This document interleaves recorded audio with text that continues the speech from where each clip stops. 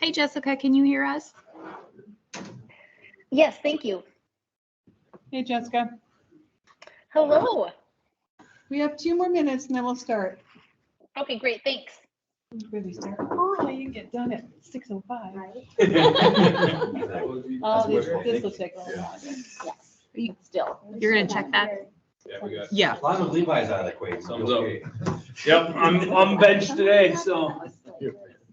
Like 12 or something? Yeah, we had.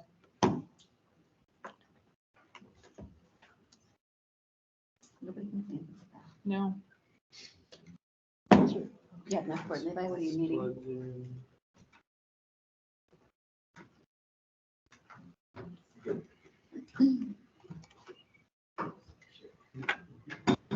Did you get your cabin sold? Did you get somebody? How was the state experience there? He enjoyed it. Well, that's nice to have that done. Yeah, Yeah. he did his prelim. Enjoyed himself. Yeah, that's usually. Not use it by everyone. Oh, my gosh. Yeah, was It was a good combo. Oh, like she liked it. How she got it on her forehead? I was trying to figure out. It's like, That's great. Yes, I do. Well, Yes. She goes Yep. straight to the bathroom after that. yeah, pretty much. Yeah, pretty much. Playing outside. She really loves Oh, outdoors. that's beautiful. You should frame that. I love how you did the portrait with the. Really loves being outside. She's Hello? my. Yeah, it's not. So we spend a lot of time down at daycare. Teacher appreciation that I was in charge of because she was in Aruba that made candy baskets. Maybe even more attached after having like extended time. Yeah. Browser. She's pretty much attached to Yep. my hip as soon as she walks in the door. So I better have everything done for dinner. There's nope, unless I can do it one-handed. You're like, you're not getting away from me. It's just different. It's fine. It's got a whole different perspective on being able to drop everything. and Yes. just do that. And it's okay. Isn't it funny as a mom, we're like, no, I can't go. I'm gonna One more do thing. Yeah, one more thing to get done. Oh, I didn't. Jessica, can you say something for us? We can test the sound. Good evening. Wonderful. I got blue Thank lights, so you. that's good. It's a good sign. Thanks. Came right all over.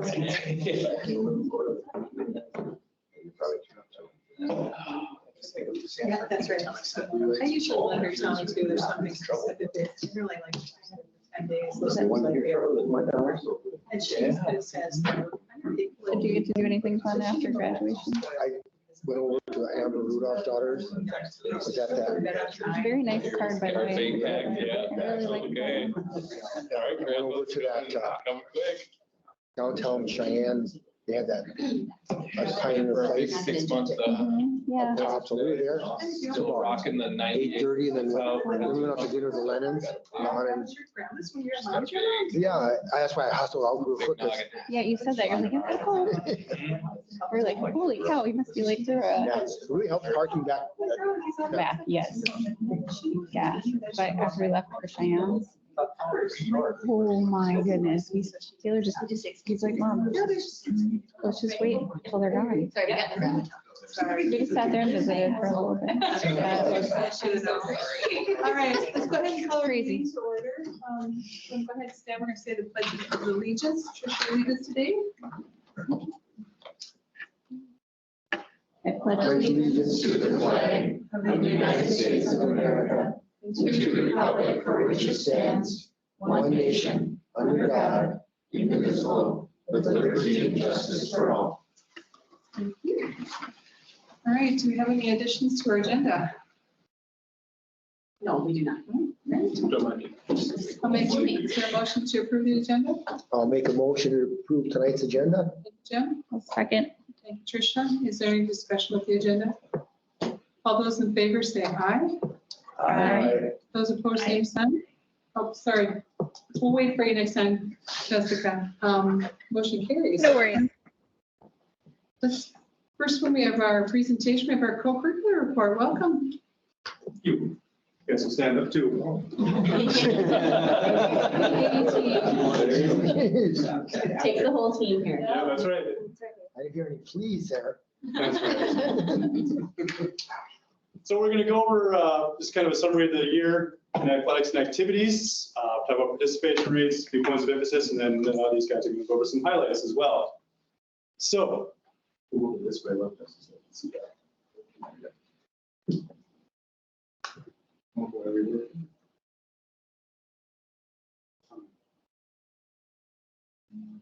Okay, so we're just gonna jump right in here. We're just gonna look at some participation rates. I'm not gonna read every line, every single number to you guys. You can just see some kind of different numbers. And the way our current registration system is, it pulls all the kids that were at the start of the year. So if they end up quitting or at a time during the year, those numbers are a little bit, you gotta give it a little bit of +3 or 4 error or so on there.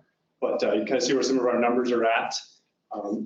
Strength and conditioning is that, and that's an estimated number. I talked to each of our strength and conditioning coaches because our weight rooms are essentially open after school to all kids all the time. And so I asked them to just kind of give me an estimation of how many kids are coming in the weight room on a somewhat regular basis at each of our schools. And, you know, they were giving me a conservative number of those 60s and 50 there. We have a ton of kids that are in our weight room after school all the time. And that doesn't even include our teams that are in there coming in after school as well. So we have our own kids that are not in any sports that are just lifting.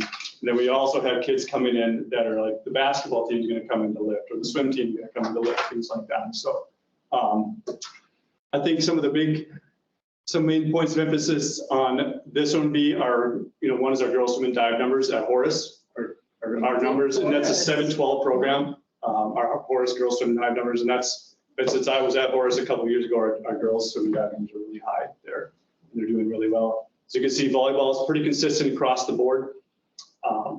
And cheerleading is over there within the 20, 22, 15. We got some pretty good cheerleading numbers. That's just fall cheer. That doesn't even figure we have winter cheer coming up next too. So those are From the co-ops, the tennis and soccer. So does this mean that we have 9 kids who would play for the Hawks that Yep. are wearing Mustang jerseys as part of the co-op? Okay, so if it was its own team, that's how many? That's something we would have. So that can kind of show us why we're not ready to have our own boys soccer team yet, because we've only got 9 kids participating right now down at Horace. We have 8 boys tennis players as part of the co-op right now with Cheyenne as well. Is that the only 2 co-ops? For the fall, yep, boys tennis and boys soccer are co-ops in the fall. Are you lumping in track and field and the cross country? Nope, that'll be coming up on spring This sports. is fall. Oh, yeah. Yep. Packer football really has 35 more kids than. We think That seems just hard. We think our registration number was off with Cheyenne, that number should actually be a little bit higher for Cheyenne. We're pulling it straight off our registration site, and that's where they're looking a little bit of room for Yeah, 'cause you go to the game, the varsity game, Cheyenne has 30 offensive linemen. Yeah. Packers have 10. Yeah. A lot of skill position players then? or what? No. All you need is one that's really good. All right, winter sports. I think the biggest comparison to look at with this is boys basketball to girls basketball. I mean, you can kind of see where our numbers are at. Lots of boys basketball players going out, and we end up. These are post cuts? These are post cuts. Okay. Yep. Now, is that a trend across the state of North Dakota? That's a trend across the Midwest. Yeah. In general, when I'm at some like regional meetings across the Midwest, everybody's girls basketball numbers are down. You know, when I was in the Minneapolis metro areas, it was no different. School of 1,500, there's 20 girls on that basketball team. I mean, that's just a trend across. Was Willis in the school that didn't have a varsity? Was that last year, Aaron, they didn't have varsity? Girls? Basketball. Yeah. I think they had a varsity, but Oh, the boys. Yeah, I thought it was something. Yeah. It's amazing, once they were a powerhouse. And what do you attribute I think basketball? some of it's to other sports, like JO volleyball, like swimming, some things like that are kind of taking some of those numbers away. And I think we lose some kids at a younger age. Our attrition is happening at some younger grades where they're just, by the time they get to us, they're not even coming out for basketball anymore because maybe they don't view traveling and they've been kind of filtered out because they didn't make the top traveling teams and they kind of filtered themselves out. That's just pure speculation by me. Now, a lot of your traveling teams are combinations of Hawks, Packers, Davies throughout the the area. They put together this group of all the best kids Yep. to be on a team, and then if you're not on that group, there's kind of this general sentiment that you're not going to be. We even have kids now that travel to the cities once a week to go play in Minneapolis. Like with their M1. Travel team. Is it really? Yeah. We got, I Did you mean, know? Tommy on Sure. Clear cut, he goes down to the cities once a week. And then he meets with teams from all over, or kids from all over Wisconsin.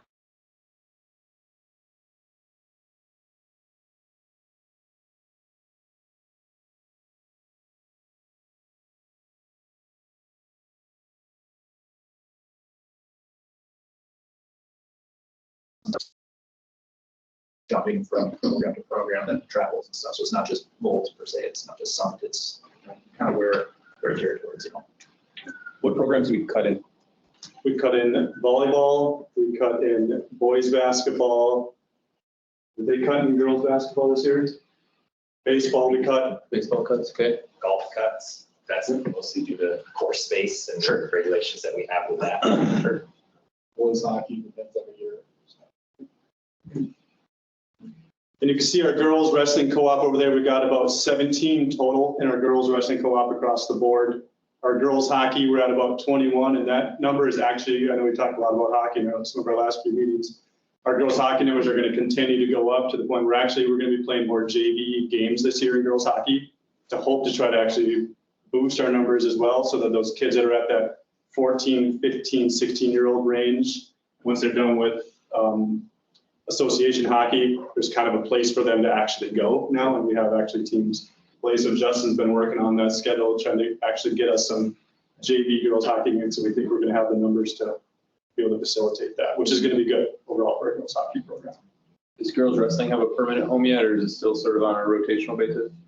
We have a better plan for that, I'd say. A lot of conversation between Justin and myself and kind of taking turns between the two sites. Sure. But then also having to move some of the boys' practices later versus right after school, and then having that fair opportunity. Spring, obviously track and field are some of our highest participation rates just because the nature of the sport. Obviously Horace still has a little bit catching up with their size of everything there. Boys numbers are really good.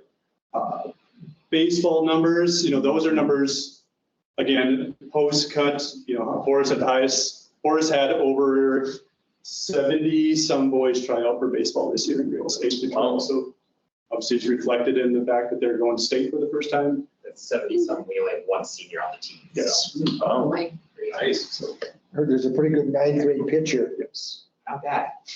That's why they're going to state. I heard. Which kid? Casey Porkhart. Yeah. Porkhart? Girls tennis numbers are, really high, because if you look at Cheyenne Horace, that's a co-op right now, 35, and Horace 16 16 and Horace 35. Yeah, 35. Cheyenne. And this doesn't include middle school numbers. This is just the 9 through 12 numbers for them. And so if we split those co-ops, then you have 7-12 for Liberty Cheyenne, 7-12 for Heritage Horace, our numbers are going to be potentially pretty strong there, because right now we have this one combined middle school tennis program kind of overseen by Dennis Healy and Claire Jastrom that. Will you separate that then this year then, since you do have 16? That's what we're gonna look at. I got a slide on co-ops to kind of talk about what the status of some of our co-ops are.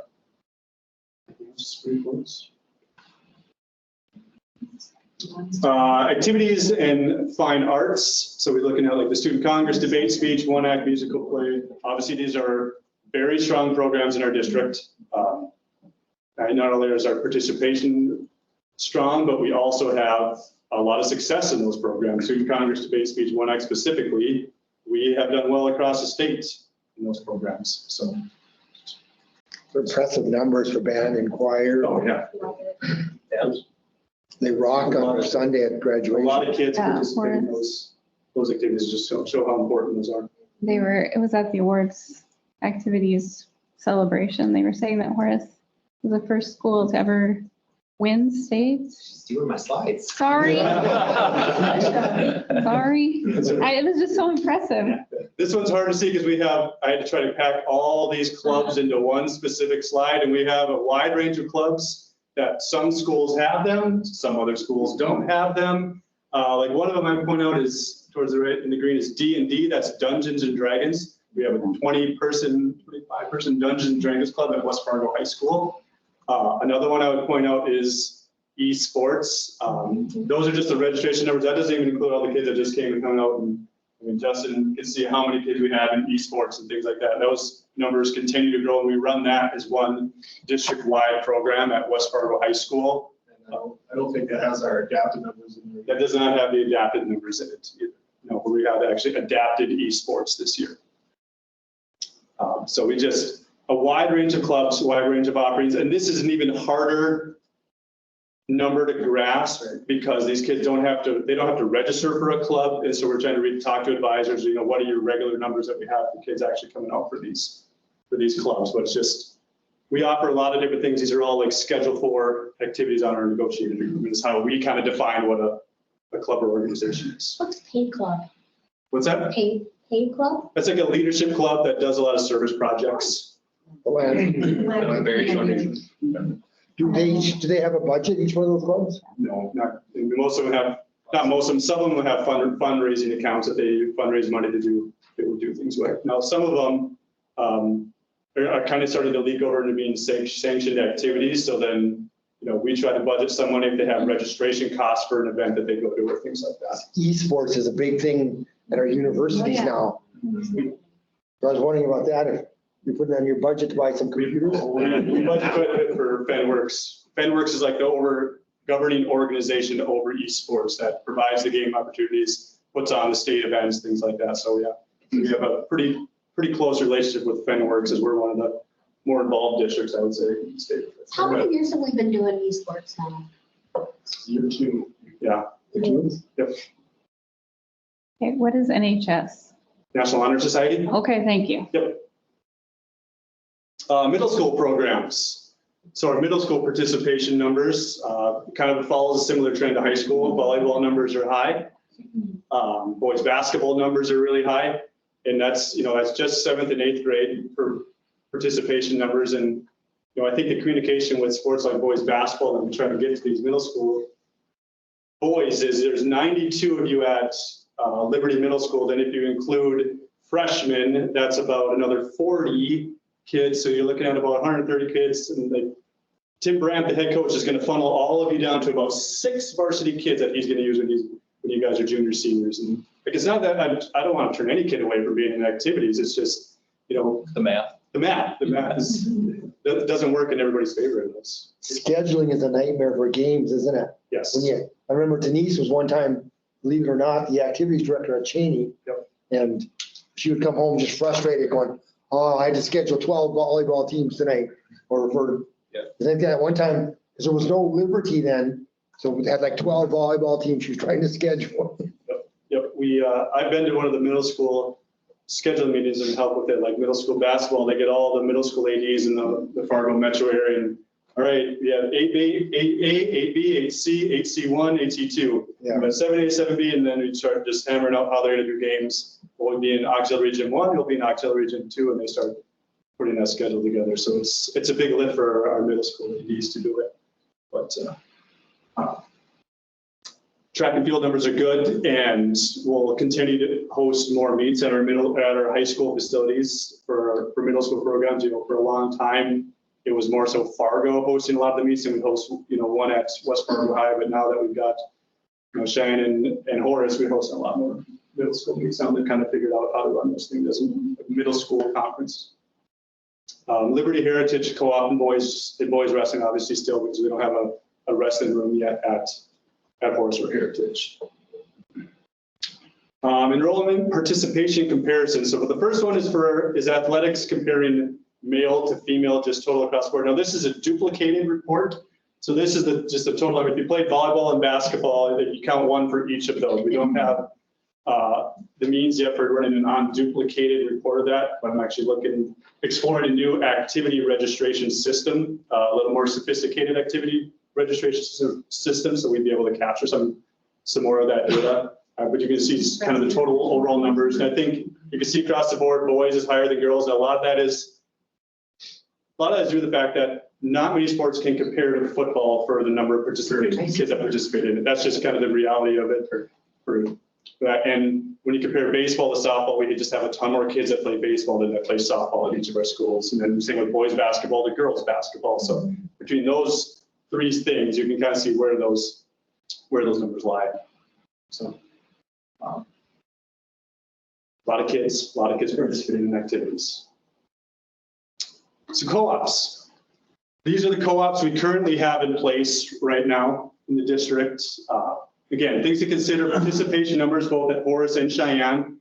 Because one I should have noted earlier is boys swimming. We won't split boys swimming this next year, but if we were to split, we'd have more kids at Horace than we would at Cheyenne for swimming. So it'd actually be more of a detriment to Cheyenne. So we have to look at both sides when we're looking at those co-ops. Obviously, we got to look at facilities when we're doing that.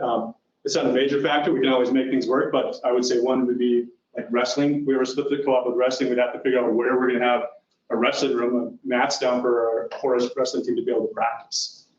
And then competitive viability. Of course, we want to make sure safety is at the forefront of that. We wouldn't want to split a co-op and have a team not be safe, be able to compete safely out on the field or in the gym or wherever they're competing. One thing I want to point out, point of emphasis is NDHSA co-op rule. I've received some emails and some concerns about when we're going to split some of these co-ops, and obviously people have their own opinions on co-ops. But I've talked to Matt Fetch at the high school activities multiple times about this. Is whenever we split a co-op, it's got to be a complete clean break now. It can't be the varsity kids stay at Cheyenne and you start a JV only program at Horace. I've had that question a lot. Well, why can't we just have JV down here and the varsity kids can go up there? And I mean, I've had Matt Fetch put it in writing for me that I should. That's not how it works. I mean, you know that you were on the board. They don't let you do that. They don't let you do that. If you split the co-op, it's got to be completely split. And if you're enrolled at Horace or Heritage, you have to compete at Horace Heritage. You cannot compete at Cheyenne anymore. And I know that can cause some heartache because of the long-lasting relationships that have been there. So is the net of this, Logan, that we're considering potentially dissolving too? Yep, that's kind of the net of this, is that girls tennis and girls soccer are the ones that are in our mind are up for consideration for next year, and we have the staffing in place. Should we be ready to split those co-ops? So those are the two that we're looking at.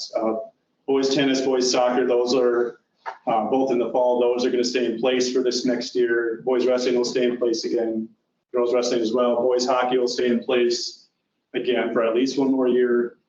Girls hockey, boys swim as well, and dance. So those Girls are. hockey ever separate? Is Bismarck separated theirs, or they? Yeah, still- Bismarck separated theirs like 2 or 3 years ago. But they're not all. They're not all. Legacy and Bismarck High still have a co-op. Yeah, Century is the only one that broke up. Okay. well, that helped a little bit. Yeah, but still, it's not awkward because you have far south, far north, and now you have this middle group as well. So it's just. Would there ever be a point if the numbers can't sustain it that the co-op would switch to be Horace? Because I could understand where you'd get some reasonable frustration that if Horace is sustaining the Cheyenne program. I don't know if that gets discussed or at all, but kind of to your point, it just, I would imagine you're probably going to hear that from parents eventually. Yeah, we talked about that. It's, you change it to Horace and then you buy all this new stuff and then only for 2 years later for them to split the co-op and then they end up going back to Cheyenne. We try to look farther down the head of that because we talked about that with swimming is we've actually got more at Horace right now, but we know we're going to probably split that co-op and within 2 years. So is it worth going and switching the co-op and buying all this new stuff? I mean, you obviously could keep it down at Horace and things like that. So sure, that's something we certainly talk about. And there are those conversations. I think these guys have had them. Everyone's had them with the external clubs, you know, like the Tri-City Soccer, like Fusion, and then West Fargo Baseball. You're trying to figure out an idea like how many years in advance can we get numbers and try to plan accordingly as well. Coaches / advisors, I always like to have this on there so kind of you can have a sense of where a lot of our coaches lie, and you can see pretty consistent across the board from West Fargo to Cheyenne to Horace, for about 63 to 64% of our staff our coaches are on staff. And then more so it's going to be interesting for me over the next 4 or 5 years to see where that trend goes. Is that going to go in the other direction? We're going to end up having more non-staff? My guess would be yes. Would you say this is trending down? Yeah.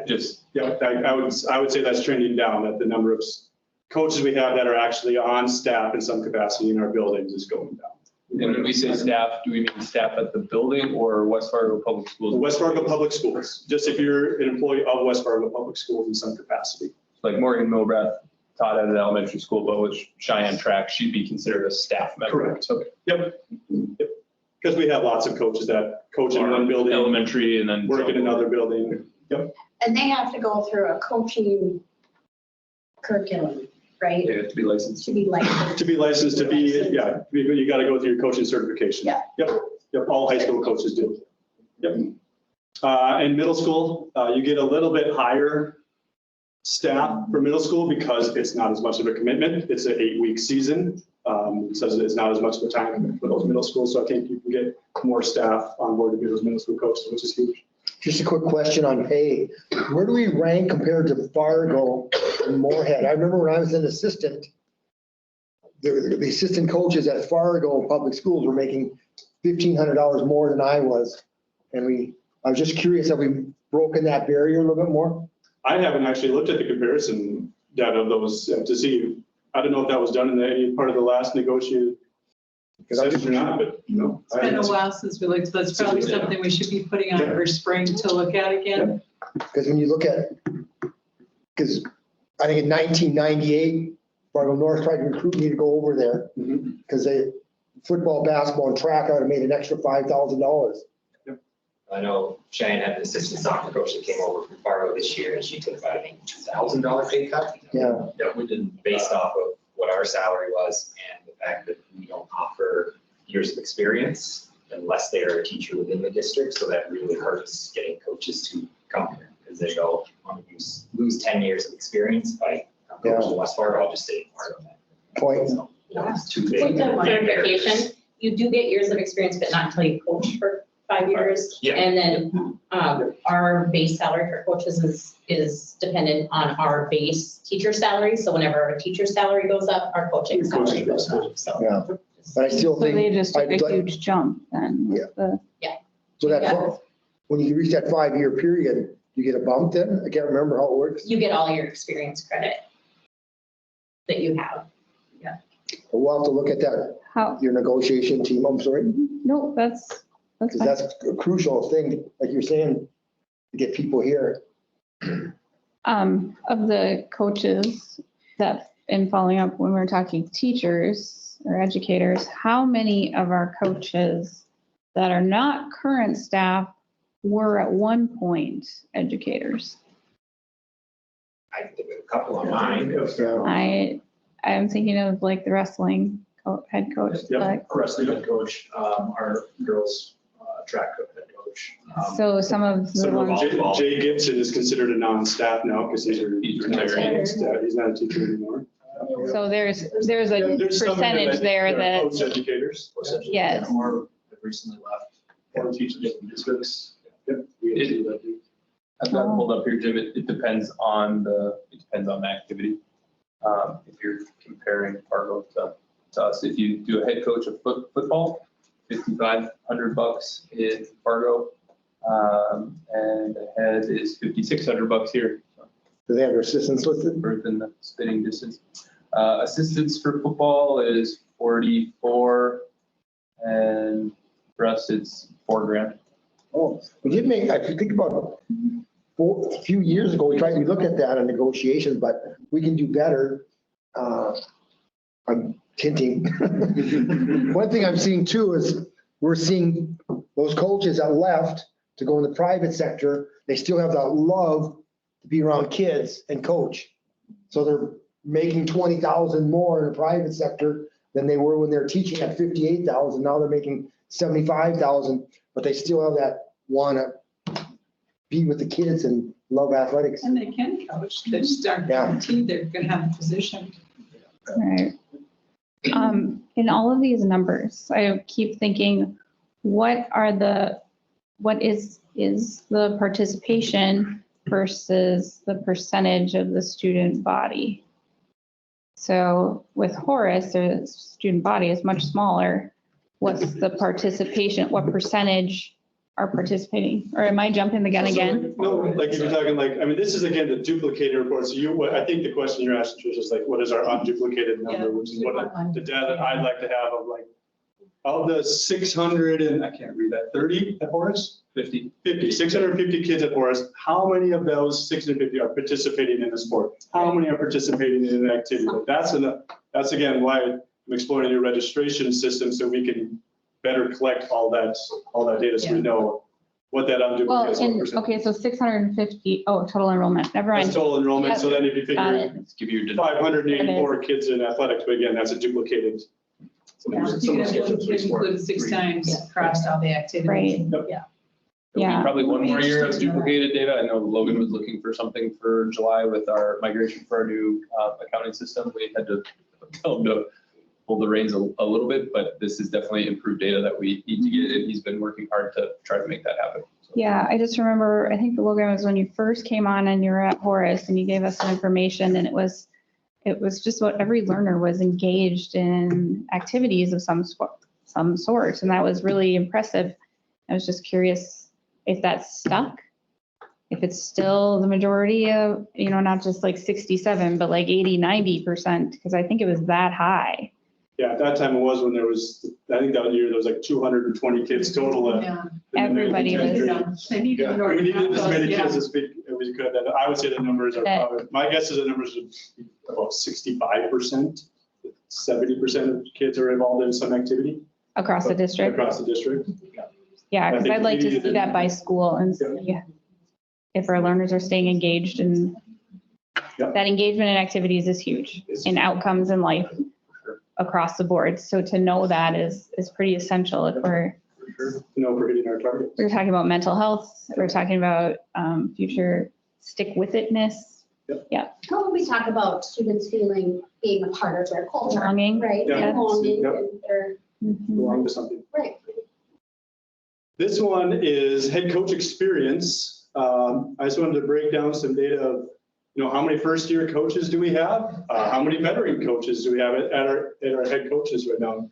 Obviously, when we look at Horace, obviously they're only going to be in that 2 to 4 range or first-year range, but that doesn't take into account what they've been doing previously. Like Brent Hintz has lots more coaching experience than 3 to 4 years on that. So He was at Going on Grand Forks 25. long before he came here. yeah. And so we obviously know that. I'm just saying this is data from what they are in their current position right now. And this is again data that I will continue to collect to see where the trends go, because, the Jay Gibsons and people like that, coaches like that coach 30, or they're becoming far and fewer between. Yeah, it's interesting that actually you would expect it probably to be even higher at West Fargo High School compared to Cheyenne, but it's not. It's It would not. be an assumption I would make. That's not Yep. true. You got your Brad Amundsons and you got people like that, but you've also we've hired a lot of new coaches in the last few years at West Fargo High as well. So they're going to start seeing some of that turnover as well. It's impressive retention for Cheyenne. They've got a lot of coaches that have been there for, since the inception. Program started, yeah. Getting those programs started that have stayed around. And so in my experience, it's the yellow when you lose them, that 2 to 4 year range. That's when you typically lose head coaches, is after they do it for a few years and realize how much work it is and how much pressure and how much sometimes pain it can cause in your life. And they say, this is for the even Not worth it. $6,000 paycheck. This is not for me. This So is not $4 an hour? Yeah. And so, and this is important for us to try to see like what we can do as ADs to support our coaches. And, what do we need to do better? And obviously, each of these guys have pre and post meetings with each of their head coaches and talk about, how can I better support you? What are some things you need from me and things like that. We have a pretty detailed breakdown of how they have those meetings. Are parents better? We always have a process in place, but are they better, or are they still kind of part of our problem for our coaches? Yeah, I would still say they're a part of. I know that's a loaded question. Yeah, I would still say they're a part of that problem, and sometimes there's they're not as quick to build trust with a new coach and, giving a coach an opportunity to build a program and things like that. Sometimes that's hard. I think it's important, just have a few conversations is to reiterate, how much are you communicating with the coaching staff versus just jumping to one of us? There's that process that we talk about, but in the moment of frustration, it's so easy to raise your voice and send out an email, and not remember that 24-hour rule. But then, having a few parent coaching meetings this year, kind of just letting know I'm gonna mediate this, but I'm not. You guys need to have the conversation, hash things out. And I had one parent in particular that came very positive and very happy with the result, and didn't get necessarily the answers they wanted, but the respect level grew, and he shared that with me afterwards. So I think it comes down to the communication and building that trust, because they don't know what they don't know. And I remind coaches, maybe you have the one parent if you're a basketball coach that's just really loud and in your ear all the time. That's one of 40 or one of 50. That's a very small percentage. I know it seems like they take up a lot of your time and a lot of your energy, but they don't represent the large group of how the group feels about how things are going. So that's important to remind our coaches as well. Some additional items, transportation, we knew going into this school year was going to be difficult, but, giving Brad Redmond and Steph Redmond a lot of credit. They did a lot of different things and got really creative to help make sure that we got to where we needed to go for all of our sporting events and activity events. And we've had to pile some teams on one bus at a time and send them all to a place, or we had to get creative with lead times and things like that. But yeah, we really get it done. And we try to incentivize our coaches to get their certifications to drive as well. And you can get driver pay and you can get paid as a coach. And a lot of them just still have a hesitation, don't want to do that. And to some point I get it. I don't want to drive the bus to Bismarck, hop off the bus and spend mental energy coaching for 3 hours. And I got to hop back on the bus and be mentally focused driving the team all the way back. I mean, there's a lot to that too, but we try to get as creative as we can to solve our bus and problems for activities as well. They would do the shorter routes though to Grand Forks, would sure help, and then link the longer routes. Yep. Good point to somebody else. I mean, that would even make a difference. And we have such a luxury. Like I was the AD in Williston. We want to talk about travel. That's travel out there. We don't, for a lot of our sports, we don't have to leave the metro area besides that trip to Grand Forks or one trip to Devil's Lake or one trip to Wahpeton. We get to spend a lot of our time just driving around the metro area. Our kids are pretty lucky. They're spoiled compared to the West. Yeah. Oh, yeah. Yeah. Big time. I feel bad for them. State tournament formats. High school activities. I'm on the state tournament committee with high school activities. State high school activities has recently approved a change to the state hockey format. Previously, they played Thursday, Friday, Saturday. They've always had the boys played on the big rink, the girls played on the rink at like Perper and Grand Forks, while the boys are at the Ralph Engelstad. Well, they changed it to now like that. They realized that was probably problematic. That was problematic. They're going to a Wednesday, Thursday, Friday, Saturday tournament. So I believe this next year, boys will be first and play all their quarterfinals on Wednesday in the Ralph. Girls will play their quarterfinals on Thursday at the Ralph. So then everybody has an opportunity to play in the larger rink. And then all losers bracket games go over to like Perper, or if you're in Fargo, they go over to the Farmers Union rink at Shields Arena. So there's a change in that. And I think, maybe it seems like not a big deal. I think that is going to crack open the door for other state tournaments to have a similar type format of a Wednesday, Thursday, Friday, Saturday format. So that's just, I think, something to be aware of with that. And they wanted to, test the waters with state hockey and see what kind of feedback they get after this. TV had a lot to do with that too. There were a lot of complaints about not having like the Class A girls on TV or whatever and so forth. Yep. Speaking of tournaments, when Todd Olson retires, this board expects you to take leadership as the ramrod, all four of you, of the Metro Tournament Committee. Yeah. Well, we've already. I should say, we don't like to be second in anything. Sorry if I spoke out of line, you guys. In volleyball, I don't have it on there, but volleyball is going to change too. They're going to a three class volleyball system, just like basketball did. And so now there's going to be some different schedules for that for a state tournament. They're going to stick with, on year one, still only going 2 courts rather than going 3 courts and have one in each court. And they're going to start a little earlier in the day and end a little later in the day to try to hammer out all games onto it. Just with the way the venues are set up at the Dome and TV, they can't figure out how to do it in the best way to do 3 courts at the same time. So that's one thing.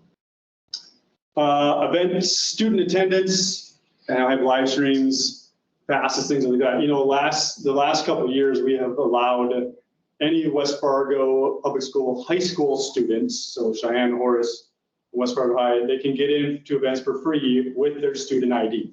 We allow them to get in to any of our own West Fargo events for free. And there's been some positives of that. There's also been, you know, some things that can end up causing more problems sometimes than good, because you get sometimes get kids there that aren't there to watch a game.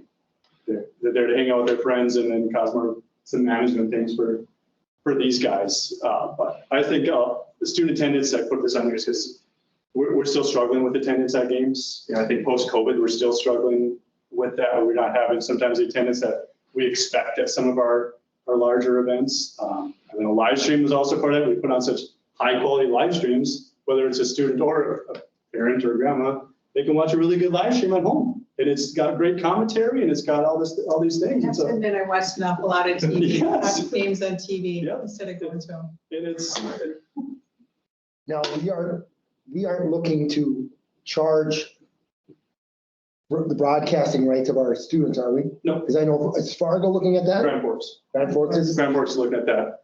I kind of wanted to wait and see, let them kind of work through that for a year and then and see how things went. But that's not something we're looking at this point. I always think it's a benefit with, well, Midco's out of the game now, right? Midco's not going to do any more live streaming, but when you have like Beck or WGAY coming into the game of the week, it's always a benefit for our kids. I agree. We talked a little bit where we may start drawing a, you know, just if they have a paywall or not, might be an area where we want to look into that, because you're totally right. If they're coming in and doing a game of the week that anyone can watch, you know, from home, but if they're coming in and then essentially charging people to have access to an event that they got into for free, then it might get a little bit more complicated. But yeah, I think we agree that whether it's in person or streaming, it's good. I mean, I watch high school sports at a restaurant now, which is awesome. So just doing that thoughtfully, but also not being taken advantage of for the money-making ventures of others. If they're charging people, you know, sitting in Arizona, pay for a subscription. Yeah, I get it for state basketball. People are, I think, willing to do that. If that creeps into, you know, sort of the regular season games, that may be something we need to look at as a way to incentivize people who are going to make it available for free, since they're getting it for free. Those live stream companies, yeah. Yeah. They're all trying to get creative with how they can get more students to attend games, you know, trying to get themselves more involved with each of their student groups and meeting with them on a regular basis and trying to actively encourage them to come to games. Did you talk about the official shortage and how that's affecting activities? That point's interesting. Oh, on the right side, yeah, still. Yeah, official shortage. You know, we are still in a luxury being in the largest metro area in North Dakota, where we benefit from a lot of people, actually, officials that I knew from previous lives that are moving to the Fargo area and then pick up still officiating here. But it's still beginning to be a problem for us. I say mainly in the sports like softball. One was that really hit us hard this spring. Ryan Gellner's our assigner. And you know, Ryan talked to us before the season. Like it's going to be a struggle this year. We're going to have one umpire for a lot of games. We're going to be pulling officials from Hankinson, Oaks, Valley City, Wahpeton, and you know, we have to then pay them. They expect to be paid mileage and be paid their time. If they're the one official for 2 games, we pay a little bit more to work those games. And you're kind of at the mercy of the officials association. It's say no, okay, then we won't officiate your games. So then it's, you know, so but our assigners are really good about working with us on that and they're trying to recruit and retain people. I think basketball, Todd Rowe and those guys have done a really good job of trying to cultivate young officials and putting a young official with 2 veteran officials to try to kind of bring them into the fold a little bit. So I think we'll continue to see that more and more. Soccer, you know, there's a small group of soccer officials in the Fargo area. So whenever they start to retire, it's going to be a struggle. I think it'll just continue to hit us. It doesn't hit us nearly as it does hit some other communities. So we're lucky in that. Monthly activity department meetings, we actually have our last one tomorrow. Our activity department meetings are when we get together. I have our activities admin assistants for the high school and middle school. They all get together in one room and meet for about an hour. And then all of us AEs, middle school, high school, get together and meet. And then we all come together as a group at the end and talk about how to meet monthly to do those meetings. And it's been really beneficial, I think, for our administrative assistants, for them to help develop some consistency with how they do things. And in the activities world, they play such a huge role for us. They're kind of somewhat the front door, the face of our activities department. They're the first people that answer the phone. They're the first people that communicate with. They get the most questions on registration and anything that goes along with activities. They've got a huge lift, and we appreciate what they do. And so I think it's really been good to get our entire group together to get that collective advocacy. Eastern Dakota Conference. The future of the conference is actually going to look a little bit different. This coming up school year is going to be the Valley City's last year in the EDC. Their enrollment number will drop below 325, and they will be a Class B community at that point. Valley City. Valley City. For a long So time to get Kindred there. must not be far behind if Central Cass is. Yeah, I say Kindred's growing. we're anticipating, it's not official yet, we're anticipating in 2 years, Central Cass will be coming into the Eastern Dakota Conference to replace. They pulled up their DPI enrollment report. They're bigger than Valley City now. Yeah, oh yeah. And so that's going to be some, Central Or- Cass is. Okay. And Kindred. that's going to be some changes. And we just played our EDC softball tournament out in Central Cass this last weekend, and they've got Class A facilities. So Oh, yeah. it'll be, Yeah. they- But of course. with Valley City leaving, that doesn't mean they still won't be a part of our conference for certain sports like tennis. Sports that aren't offered at the Class B level, they would still be part of the conference in that. But to my knowledge, and this hasn't been officially EDC, they would be a non-voting member then at that point. That's just a part of the conference. Sure. So it's just some changes coming in. I don't even have Kindred on there, but I'm anticipating 5 to 8 years. They're probably not part of our road. Behind, right? Yeah, they're- Everybody that lived in Horace that hates all the people flooding in are moving to Kindred. I wish I could say I was joking, but like a lot of our And neighbors. then the Lakers and Kindred hate that, so it's. Yeah. Yeah. So it's just it is gonna keep looking, I think, different even over the next 10 to 15 years. That conference will continue to look a little bit different. All right, highlight celebrations. I have 3. Mine are kind of the pictures on here. The first one on the left is the Winter Classic outdoor hockey events that we had December 27th and 28th at the Lights facility. I think a lot of credit for this goes to Mike Amundsen, West Fargo Events, and his crew, because on December 25th, 26th, I don't know if you remember, we got a big ice storm in the area here that knocked out power in some areas. So they were out there on Christmas Day working on that rink because the boards had kind of collapsed under the ice on the outdoor rink. So they were out there on Christmas Day night working to get that facility ready to go for the event. We brought in teams from South Dakota, Wisconsin, Minnesota, Williston. We had teams from all over coming in for that event. So that was a pretty fun event, and one that we'll continue to do. The next one's, that's the state swimming, and then the one right next to that is the EDC basketball tournament, their East Region basketball tournament, which was at West Fargo High this year. Those 2 events were ran at the exact same time. And at that time, there was also the East Region basketball at Cheyenne. So we had East Region basketball at Cheyenne, East Region at West Fargo High, and state swim at the HAC, all at the same time going in our community. And so that was a lot of work that day, but a day I'm really proud of how everything went. And as you can see in the bleachers, I had to stand in the doorway of the gym. That's my picture. I had to turn people away from coming in the gym at West Fargo High because there were literally no seats available in the gym. It felt like talking to some old Packers, that felt like an old school feel, a game in the 90s when the gym used to be packed all the time like that. So that was a pretty fun event.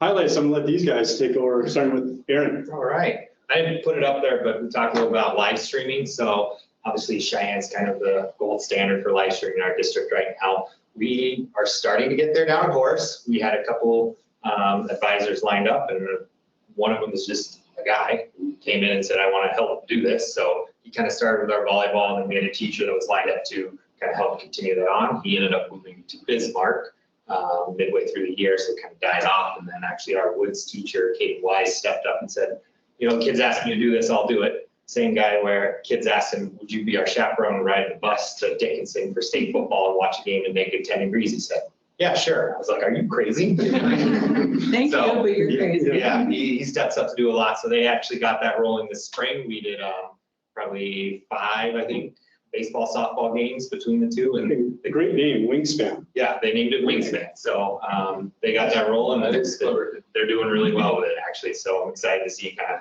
how they morph that into the fall. But our live stream's getting there. The forensics up there. So this year, our Congress team, our speech team, our debate team, and our one act play all won state for us. Yep. And that is, like Tricia was kind of mentioning earlier, that is the first time in North Dakota history that, for one, that you've swept the speech debate Congress, and then we also threw one act in there. So, and those started in, I think Congress was one of the first high school sanctioned activities in like 1960 or something. So, really, really impressive, especially for, we hadn't even had a graduating class yet, and they pulled that sweep off.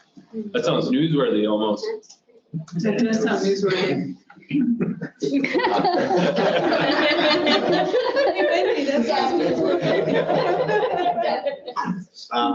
So one of the things that I did this year with the help of my admin assistant, and I also set up a student activities advisory committee, is we did a Hawk Award. So basically just an end of year activities program awards. And we went through a bunch of different awards, from GPA awards. We kind of pulled the top kids in each freshman, sophomore, junior, senior class, and we put some parameters on it, such as you had to be involved in at least 2 activities throughout the year. We pulled cumulative GPAs for those and presented that student with the Scholar of the Year award. So we had some kids that were like 4.3 GPAs and involved in multiple activities. So that was really cool. We did team of the year. We did like your freshman through senior just of the year, and that was kind of inclusive of all of our activities and sports. So we had some students that were in band and choir, and they did speech. They also did football, and they played basketball. So all of these different things that they were a part of.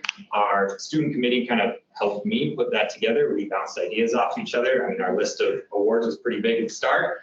I think we started in there with recognitions of teams that qualified for state, right? And recognitions of if you were a top finisher in EDC. And as we kept building, I was like, guys, we got to start cutting some of these out. So we ended up narrowing down essentially, if you were a individual state champion or a team state champion. I mean, it was still an hour long, and it went really, really well. It was cool just to see those kids be honored. I had a lot of coaches get to come in and present awards. They all came in and presented the GPA awards too, if they had an athlete or an activity person involved in activity do that. So it was a lot of fun. I'm excited to try and grow that and keep that going. Kids did a really good job with it. We set it up very similar to like SBs, Oscars, Emmys, like all the stuff. Our admin assistant made little cards with our hawk on the end, and the kids would read it off and read the nominees, and then open it up and say who the award is going to. It's cool. Yeah. They had fun with it. It was really good. It was packed too. Yeah, There was like standing room only. It was I was a little nervous of who was going to show up. Mostly, we sent out invites to everyone if you were nominated and if you were winning. I think I was standing on stage at one point looking at everybody. I'm like, gosh, I just hope all the winners are here. So it did. They were all there, and it went really well.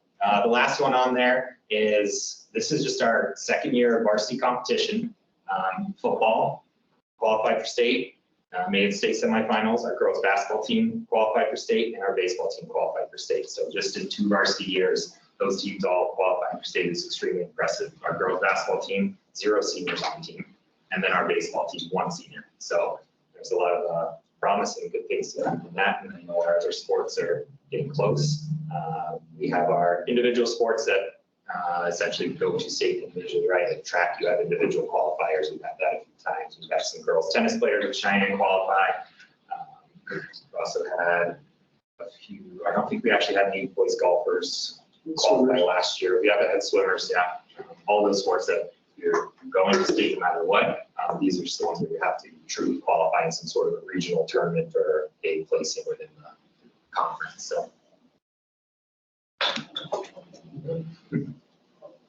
So West Fargo High School, this year, we brought home boys swim and dive state championship, first time since 2010. We also had state champion in dance, won 2 categories up in Minot. And for the first time in a long time, I did try to do some research, but our cheer team took state as well. We had state coaches of the year in boys swim and dive, girls hockey, student congress, and our speech coaches were EDC coaches of the year. And then just like Logan had in his first slide, pretty proud moment of ours this year was the combined hosting of EDC tournaments. For what that tournament is and the venues that we have here at West Fargo High School, I was proud to put our best foot forward and show off the facilities that we have, because I truly believe that between the three high schools, we do have some of the nicest venues in the metro. Yeah, so Cheyenne started off with just our big state championships, volleyball and basketball. I think the big thing with volleyball, as I reflected, it was kind of my first experience helping a team get through that process. We came in as a 5 seed in the EDC. We had to travel to Red River, and I remember parents were like, "Hey, we want a student bus." Okay, never did that. What are we doing here, guys? And so I got a couple teachers, and we packed about 90 kids on one full bus and then a mini bus as well. And we show up, and like the Grand Forks Red River AD's like, "These are all your kids?" Like, yep. And he goes, he's never been a part of a game with that much energy, which is awesome, because they had about 60 fans themselves in the student section. So it was just a lot of fun. And they rode that energy from being 5th place in the conference to an EDC championship, then to a state championship. Boys basketball, same thing. We came in and do a playing game to get into state. Pretty strong all year, but you have the likes of Davies and Northwood, very strong teams. And just the energy again at Bismarck was just a blast. First ever state championship for Cheyenne basketball for boys. Our theater shows, we had 2 phenomenal shows this year. And then I was invited by the play directors to their Pony Awards, which is kind of like the Tony Awards, but they call it the Pony Awards. And that was just a lot of fun. A lot of the kids get to vote for each other, and a lot of recognition goes out, a lot of smiles go out. And to be a part of that, you can kind of just see that culture, that community within the theater department, and see all the great things they're doing and just how much they support each other. So our individual and double state champions, we had double state champions in tennis. We've had EDC singles and doubles girls tennis champions. Just at track and field, we just had pole vault. We had the EDC champion in the high jump. We had our first ever 4x100 girls relay state champions, which was just great. They absolutely destroyed the time previously set. Our all-state musicians, every time we get a bill from Fargo or for someone that's running those things, I'm like, we're paying this much money, but that just is a reflection of how many kids are going to those things and how great and talented these young musicians are. And it's a good problem. It's not a problem at all. It's fun to see and just how well we're doing there. And I put Powder Puff football. I was telling Logan, those guys, previously it's been played off-site. In a random field, kids show up, parents aren't there, kids get hurt. And so it was proposed like, hey, can we play at Cheyenne? Absolutely. So we got the lights going, they got to be on the field, parents showed up, we had music going, we had a PA person, students, and it was just a really fun experience. And I've had parents reach out multiple times throughout the year saying, we appreciate just that opportunity for our kids. Because again, it was a safe environment. It was something that the girls, they said, we get to play under the lights finally. Because it's not common for everybody, right? And so it was just a powerful moment, and that's something we're going to continue. I worked a lot with Justin, with Aaron, and kind of said, hey, talk me through what are you guys doing that makes it so positive at your guys' schools, trying to bring that back to Cheyenne. So. And they actually get equipment for that, right? Like they have pads and helmets for the. Flag. Okay. Yeah. I don't think we get the girls to wear all that. Right. Well, for some reason I thought they did. Because someone had told a story that must be something else. And I forgot on your, Jim, to your point, we are now the permanent host of state swimming boys and girls at the hat. So they used to go west to east all the time. Yep. We do such a good job hosting here that we're now the permanent. So I'm already winning that over. Never be. On the board, I kept saying to Matt, because you're really going to want to get West Fargo on this. So I'm glad they finally woke up. That's cool. That's all we had. Any other questions, comments? On the spring sports, I did trap shooting. That's very popular now. Our numbers, did I miss it on there? It's not sanctioned through the school. We allow them to use our school name. Okay. And we allow them a place to meet at our school, but it's not ran through our offices. Yeah. Do you think that'll ever happen? I honestly, yeah, I wish it would. I wish the high school activities would take it on as a sanctioned activity. They have, like Minnesota, it's a partnership with the Minnesota State High School League.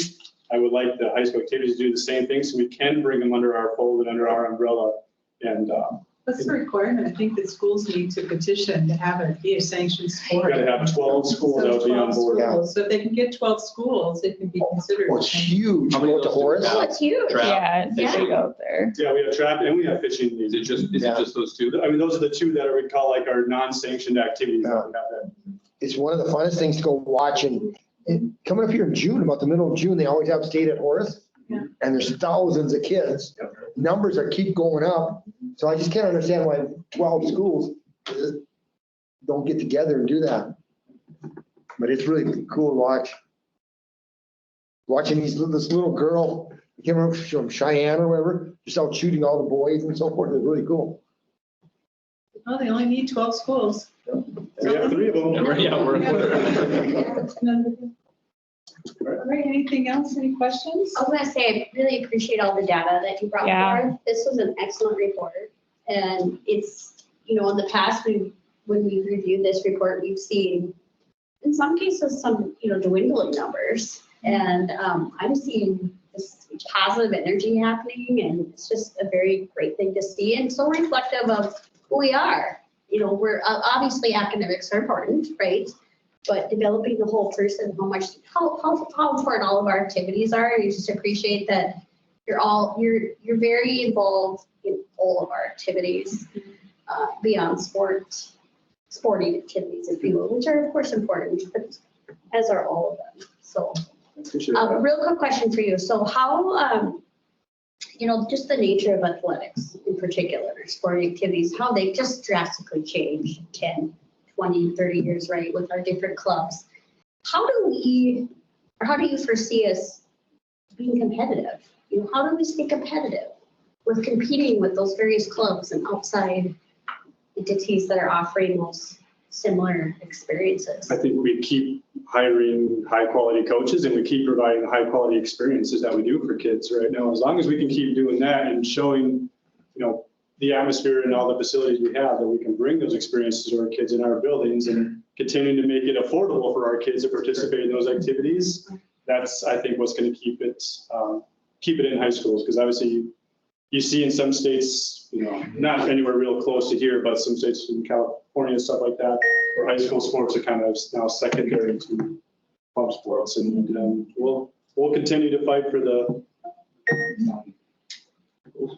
sanctity of high school sports around North Dakota. They're making it easy with online classes though, because I'm starting to hear basketball. The kids are going to Texas for the winter and they're taking online classes here. And that's a scary thought. So they're not playing here, they're going even bigger than Minneapolis. Well, thank you for all you do. Yeah, thank you. Appreciate you guys coming. I have a couple questions still written down, sorry. Did you have numbers in there on how many dual sport athletes we have or multi-sport athletes? I know we've seen it in the past and that was something that was diminishing.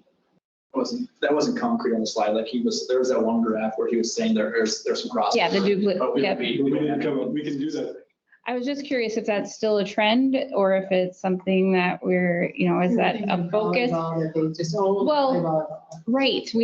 Someone had brought that up maybe a couple years ago now, and I just wasn't sure if that was still a concern where the athletes are just getting engaged in one activity or not even athletes, the learners in general. And that's the activity that they stick with versus, having playing year round, being engaged. So with the graduation courts that are out there now, that kind of everyone was it's starting to be tracked a little bit better. I know that we probably had, it was like at least 120 kids come in and get that cord for $2 that signified they were in 2 or more activities. That's probably an understatement on who actually purchased them. Right. Because it was like, okay, guys, this is an option if you want to wear one. Right. Come see us. So that was just a small percentage. I think your numbers of 3 activity or 3 sport athletes or, participants is dwindling. But I would think the number of dual activity participants is staying the same or if not growing. I just think 3 activities throughout the year is quite a commitment. And you have to you've got to have your I's dotted and T's crossed along with the academic schedule that you carry in. So 3 activities can be tough. I know we have a lot of dual sport athletes, but it's rarely, and that's just not here, that's just everywhere. The 3-sport athlete is very rare. I was just curious. And then with the bond referendum coming up again, or discussion, you're talking about splitting capacity, space, wrestling at Horace. So when you consider population engagement versus capacity versus like space in general, is there anything that, I know the one thing that I think of is Horace football and parking. Is it just, if we play West Fargo and it's at Horace, heaven help anyone that lives in. When we had a baseball game, a softball game, a track meet, and parent-teacher conferences that. I was there. Yeah, and it was, yeah, we need more parking. Yeah, it's just a muddy, yeah. People One person are parking parks on in the, grass And then everyone does it. And so I mean, by the end of football season, everybody just did, they just drove right on the field. I mean, the The grass grass was area. destroyed, wasn't it? Oh, it was, I mean, there was nowhere to park. So that was one of my questions is just, you know, if we don't have space for wrestling, I thought it was where they handed out the football gear for Horace, but maybe I'm, Where they handed out that's the middle football gear. school. That was at the middle school. I mean, that's the base. The bottom line with any of our co-ops is as soon as we feel like we have the numbers for it to be sustainable in any sport, we'll split the co-op and we'll make it work in whatever space we gotta make it work. If that means we gotta have them practice at Cheyenne and they go staggered practice times, we'll do it. If we gotta try to Right, I'm just open up a curious, space at Heritage to have them practice at, we will do that too. when we're building, are we intentional with that? Like, is that part of the plan? Like, we have an intentional space somewhere down the road or? Yeah, for wrestling. Well, just for everything, but, Yep. okay. Yep, that was We my. will need your help to get the bond passed. All right, any other questions? Let these guys go I'm home. done. Thank you very much. Really do. Thank you.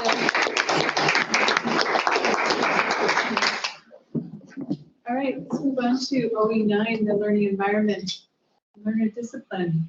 We have Director Richard in the back who's going to lead us through OE9. Welcome, Annie. Hi, Annie. Yeah.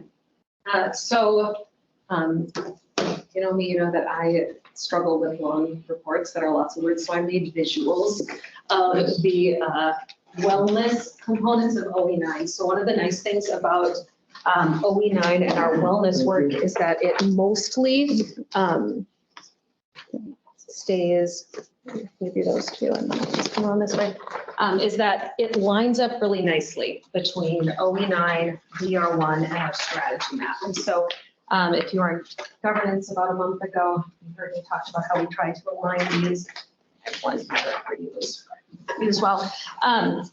That we really worked to align this so that we're doing the same work across all the different dimensions. So the work that we're doing lines up with the ways that we're measuring the work, and then also with the efforts that we're putting forth every single year. So on the top left, you'll see our wellness triangle. These are those 5 domains that our work is centered out of.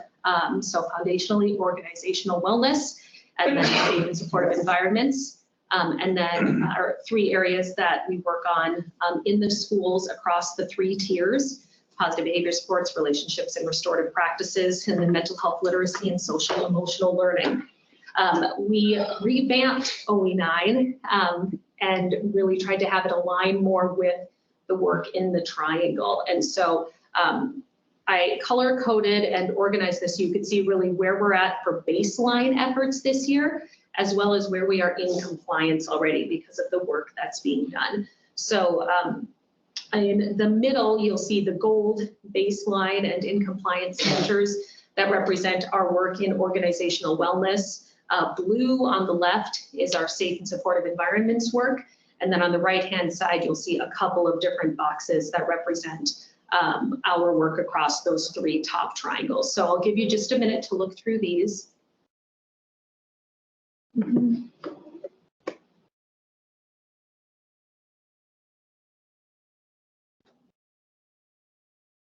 And then I do want to highlight just a couple of successes that we've had from this report. So the first one in the bottom left, you'll see bullying prevention training is 97%. That graphic actually represents 97% of those 10 humans. You can barely see the 3%. That is about 60 educators out of the 2,500 in the district that did not complete this training. However, our goal for that is going to be 100% complete this training. And so it's technically in compliance with exception for that section. Does that include administration? That everybody. Okay. And what was the idea? It's not for the 60? I mean, you got all the way and then 60 didn't make it. I think there's a couple of reasons. First, we have people who onboard throughout the year. Sure. And so they may miss that initial burst of training where everybody can get it done. And then this represents, all educators. It represents bus drivers, food service, people that may not have built-in time in their day the way that we can build in for others. And so I know that that's an area of growth for us for next year, is to make sure we can get to that 100%, so that we do have everybody. But Sounds like a good snow day activity. yes, it is.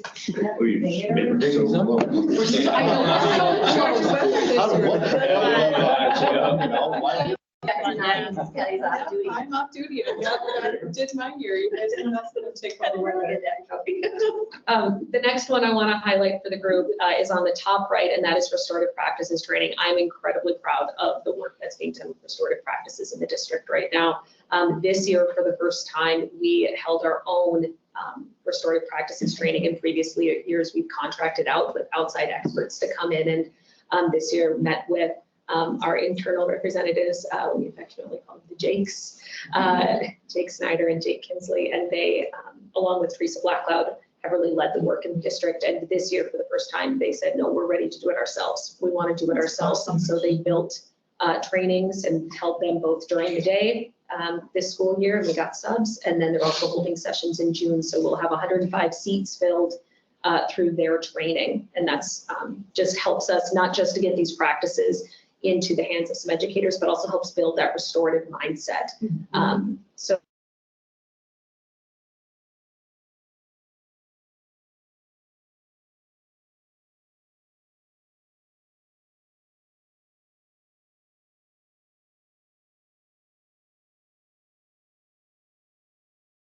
that from a place of restoration.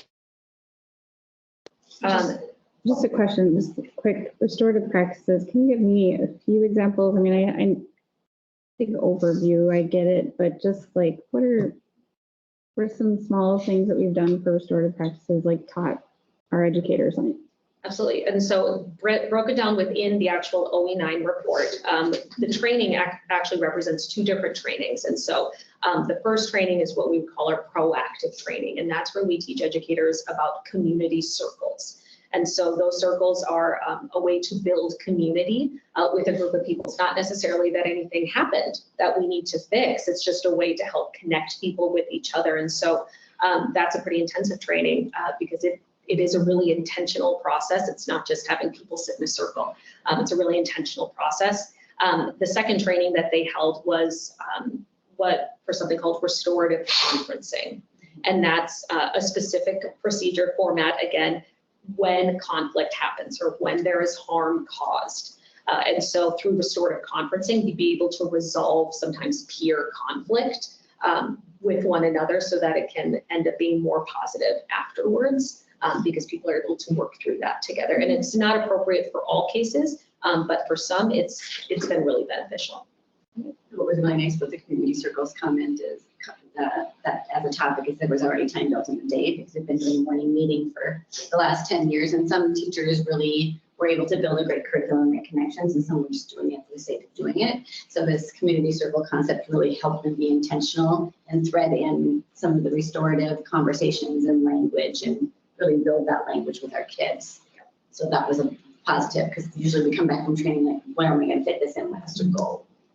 Mm-hmm. We've had some great conversations at the middle level about how to embed those community circles across content areas because, of course, you have different kids each period, right? And that changes how you're able to build relationships, and it can be really tough to do that. And so it's been really exciting this last summer. We've been discussing revamping our advisory curriculum, and it's been really fun to have those educators sit in the room and say, no, this is really important. We need to take time. We need to build relationships with these kids and with each other. I had some of those same questions, as I was looking through this report, curious more, not to get into it today, but, with some of these being baseline, just at some point learning more about what these are. What does our trauma-informed training look like? What is, our, for example, equity inclusion training, those types of bullying prevention. So we're monitoring it, saying that we're doing it, but I just would like to know more as a board member, in particular, what it actually is. So Yeah, absolutely. Trauma sensitive schools specifically it's a set curriculum. It's a 6-hour course that's been developed. And Equity 201 is something that was developed in-house and it's specific to West Fargo and West Fargo practice. And so we can share that with you, absolutely. Thank you. Another success to highlight is our SEBL and safety committee. That's in the second green box down on the right in compliance. I highlighted in here as a success just the number of people that were a part of this committee. And really, this was the committee that kept on growing. At the beginning, we started with 3 educators and ended with 7 who were invited to the meetings because people kept wanting to join and wanting to be a part of the work. And that also was inclusive for administrators as well. People said, no, I actually want to be at the table for those conversations. So having that much engagement into that committee has been a real positive. I know we have work to do, but that's been a positive. And then finally on the bottom in compliance is our TFI score. So every year the schools rate themselves against a rubric across all 3 tiers. So tier 1 is universal, tier 2 is what we do for some kids, and tier 3 is what we do for just a very, very small number of kids. And so they rate their systems here. So how is our teaming? How do our meetings go? Are we catching all of the kids? We're implementing these systems with fidelity? And so at the elementary level, we have hit 70%. And one of the things that research has shown is that when you hit 70%, that's when you start to see the benefits of those systems. If you're implementing it with less than 70%, you're not necessarily going to see the benefits yet. And so you can see with middle and high that we're working towards there. I don't have their historical data, but it is an increase from year to year. And so we're hoping to hit that district-wide mark of 70%. Soon, and that's our goal for this report. We started that at the elementary level, so that's part of why they're further ahead. They've had some years and then it has moved itself through our system too. Yes. And TFI stands for? Tiered Fidelity Inventory. Thank you. What's nice about it is once they get further into it and their percentage is higher of how they're doing, it gives them very clear things that they'll say, well, if I just did this, I'd get 2 more points. And so they're seeing them be competitive about it, but they're also being very clear about knowing that this next action will put us more in compliance, but also make us operate more as a system. Yeah. So it's been powerful to see the elementary just the last 2 years be more laser focused because of that tool. We had an elementary that got a 98%, and the assistant principal was really upset that they got a 98%. And it was because they weren't sharing out their data. That's part of the TFIs. They're responsible for sharing their data with their stakeholders. And so then I got CC'd on every month a communication out to all the staff on their monthly data reports so that they could get to 100%. And it's also been in a tight alignment with our new, it's not so new anymore, but our Marzano framework that we use for teacher and principal evaluation, that a lot of the components to move from applying to innovating is that you are impacting others and sharing your data and telling your story. And so it was a good alignment for them too. It fits in really nicely with all of our other systems. I didn't want to go line by line through OE9. So are there any questions about the wellness indicators on the report? I'd be happy to speak to any of these more in depth, but. The other thing Annie didn't mention is the SEBL safety committee. That was one that we had talked about during negotiations. We've had the MOU. So we exceeded that MOU component because it was to meet 3 times, and the membership, as she said, has grown. And there's work even happening this summer, and there's going to be teachers working at the district level next year on committees that are all branching off of that main pivot or hub committee. So the MOU probably isn't needed anymore, but it did definitely launch that back in an intentional manner. They'll bring it next spring anyway. So you just They'll bring it up, anyway. yeah. I know that, Yeah. go ahead. I was just gonna say, I know that they were hesitant when the group was being formed about having administrators or board members present, but if there's ever one where I could just sit in and listen, where they're comfortable and not gonna feel intimidated, I would love to sit in. I just know that when we were in The negotiations. original one, so I was surprised when we got excluded, but. Yeah, in the negotiations, I don't want to step on anybody's toes, but it's just, if there's an opportunity where everybody's comfortable with it and truly honestly comfortable, I would love to sit in on one. I mean, this might be a good one for that other committee we talked about. We talked about a community, Having a community advisory board for the for SEP this area. Yeah, I would love to. I love this area, so. Good work. Mhm. Any other questions for Annie? Anything else from the report? Any questions? Just a lot of baselines right now, so, Brand new report. Yeah, right. exciting stuff though. But boy, we've made progress in this area in the last few years. Incredible progress. Mhm. Very, very exciting. All right, entertain a motion for OE9. Let's see. I move to approve OE9 as in compliance. That's perfect. Thanks, Tricia. Yeah. I'll second. Thank you, Jessica. Is there any discussion? Great questions, everybody. All those in favor of approving OE9 is in compliance, say aye.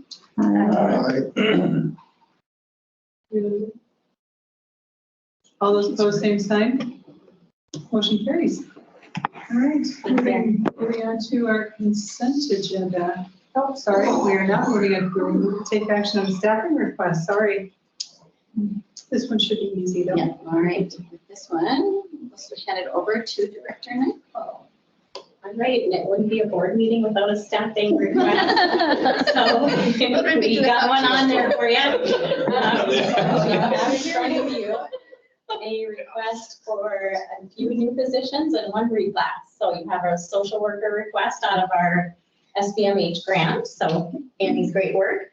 And so this is an additional position to support some of our programs at the Little One Center. So you see Community High, Transition Academy, and ECSE. So this position would add to our current social workers and be able to provide that additional support.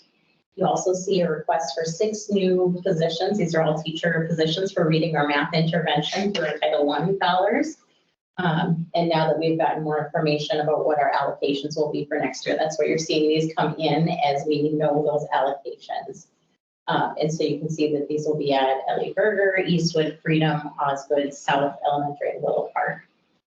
And so as they're going through their data and we get these numbers, they are able to then know what they need for next year. And we're putting in these requests to Liz Makowick, who does all of our Title I grant work. And she's getting these into me as quickly as she can. We may still have a few come in, so don't be surprised if there's another one coming forward. But she's working really hard to try to get them all in quickly so we can post the positions and try to get people into them as soon as possible. And then lastly, you see this retitle and reclass request. This is a position that was actually approved, I want to say over a year ago. It has never been filled. And this was kind of created, and then there was some additional work left to do as we were looking at our current video surveillance and door access controls. And then part of that has just been really seeing what we will need to do and make sure that we look at our internal structure within our technology team. And as part of that, we're requesting that this be reclassed from, it's actually 2 grades down. So a B255 to a B253 before it's filled, to really make sure that we are not causing any type of internal compression for our technology team before it's filled. That makes sense. Is the intervention, the interventionist, is that part of like ESSER funds that have gone away and we're trying to like beef it back up, or? In terms of these positions, they are not, these are going to be different ones, but we did have some intervention positions that are being continued on through partial title and then partial, they were on ESSER and they're being filled up by title funds. So you probably have seen some of those already. Okay. We're continuing the person's position through the building's title funds. Okay. All of our elementary buildings have reading interventionists. The title, the intention of title is for those buildings to have more. Right. So that's where the more is coming from. And then none of our current buildings that are non-title are able to support a math interventionist. Once ESSER went away, we were hoping to be able to retain that, but the title buildings got their allocations and they all decided through their data, as Brittany said, really wanted to retain that position. Right. Yeah. Yeah, that's big. Yep. Which is pretty close. We were about 7.5 elementary interventionists through ESSER, so from a retention standpoint, it's pretty close to our ESSER deployment. They're just maybe getting shuffled around a little Yeah, we'll bit. see we'll see more support in Title I buildings, less support in non-Title I buildings. They weren't full-time positions in our They were non-title. halves. Yeah, under ESSER, they were half at Right. most. So when will we see the impact of that change? I would say one thing that, that was gained, I think, because we knew there was a possibility those positions wouldn't be retained if we couldn't afford to shift them all to the general fund. That with Heather's team really looking at that and retaining Jill Lear one more year and having Kayla Lee here, we had kind of the double support to really think about how do we maintain sustainability and push it into the classroom teacher, like how can we do this without a math interventionist? I mean, that's not what we would want. We want that Cadillac version, but it was some smart planning to be proactive that we built some capacity in our classroom teachers and our instructional coaches. It will be interesting to see if the delta between our title and non-title schools change at all next year as a result of this change in strategy, which I think certainly would be interesting to watch. Yep, it's a really good question. All right, any other questions in regards to the staffing request? So entertain a motion. I move to approve the staffing request for 24-25 as presented. Patricia? Thank you, John. No, almost, Jim, almost. I was a little too much slow on my wind up. Yeah, you're right. Is there any discussion? All right, all those in favor of approving the staffing request, say aye. Aye. Those opposed, same sign. Motion carries. Great, now we can do the consent agenda. Move to approve. Thank you, Tricia. Second. Is there any discussion? All right, all those in favor of approving the consent agenda, say aye. Aye. Those opposed, same sign. Motion carries. All right, superintendent's report, got anything for us, Rachel? Just reminders that we have governance on the 3rd and then our next school board meeting is on the 10th. All right. Anything else to share from anybody? I will not be here on the 10th. We will be at orientation in Montana State. Right, go Grizz. All right. All right, we are officially adjourned and thanks, everybody. Thank you. I won't ball the whole way. Color copy, maybe hold on to those. Levi, I'm gonna send you a text message I got from that parent about. Thanks, Heather, for your help. Yeah, sure. Oh, she is still there. I thought she was gone.